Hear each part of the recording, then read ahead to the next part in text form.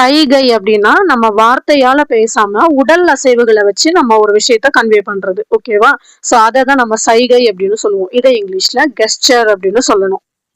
அவ ஏதோ என்கிட்ட ஒரு கெஸ்டர் பண்ணா, ஏதோ ஒரு சைகை காமிச்சா, அது என்னன்னு எனக்கு புரியல.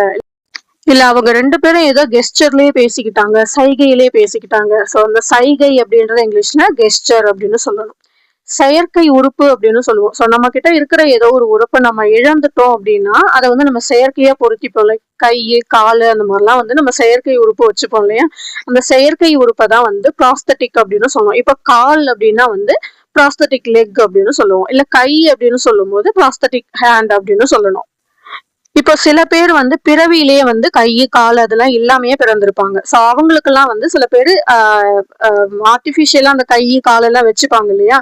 சோ அந்த செயற்கையா வச்சுக்கிற உறுப்புக்கு தான் நம்ம ப்ராஸ்தட்டிக் அப்படின்னு சொல்லுவோம். இப்ப சில பேர் கை இல்லாம பிறக்குறாங்கன்னா அவங்க ப்ராஸ்தட்டிக் ஹேண்ட் வச்சிருக்காங்க. கால் இல்லாம பிறந்திருக்காங்க அப்படின்னா அவங்க ப்ராஸ்தட்டிக் லெக் வச்சிருக்காங்க. அந்த மாதிரி எல்லாம் சொல்லலாம்.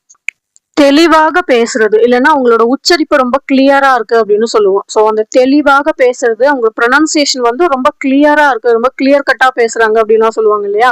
ஸோ அந்த உச்சரிப்பு ரொம்ப கிளியரா இருக்கிறது, அதை வந்து நம்ம ஆர்டிகுலேட் அப்படின்னு சொல்லணும்.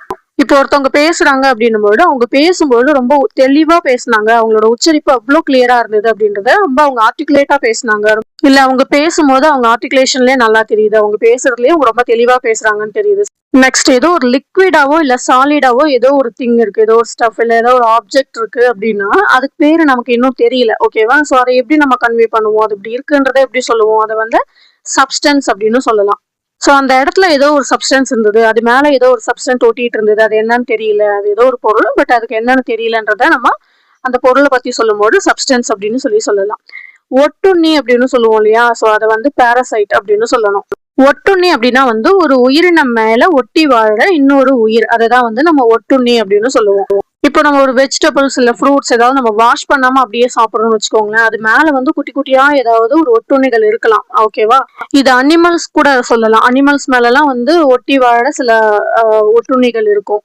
ஃபிஷ் மேல இருக்கலாம். ஸோ அந்த மாதிரி நம்ம ஒரு மீட்டோ இல்ல ஃப்ரூட்ஸ், வெஜிடபிள்ஸ் அந்த மாதிரி சாப்பிட்றப்போ அது மேல ஏதாவது ஒட்டுண்ணிகள், பாராசைட்ஸ் இருக்கலாம். அனிமல்ஸ் மேல எல்லாம் பாத்தீங்கன்னா ஒரு பூச்சி மாதிரி உட்காந்து அதோட ரத்தத்தை குடிச்சு வாழ்ந்துட்டு இருக்கும். நம்ம உடம்புக்குள்ள கூட பூச்சி புழு இருக்குது அப்படின்னு சொல்லுவோம் இல்லையா? ஸோ அதெல்லாம் வந்து ஒட்டுண்ணி தான்.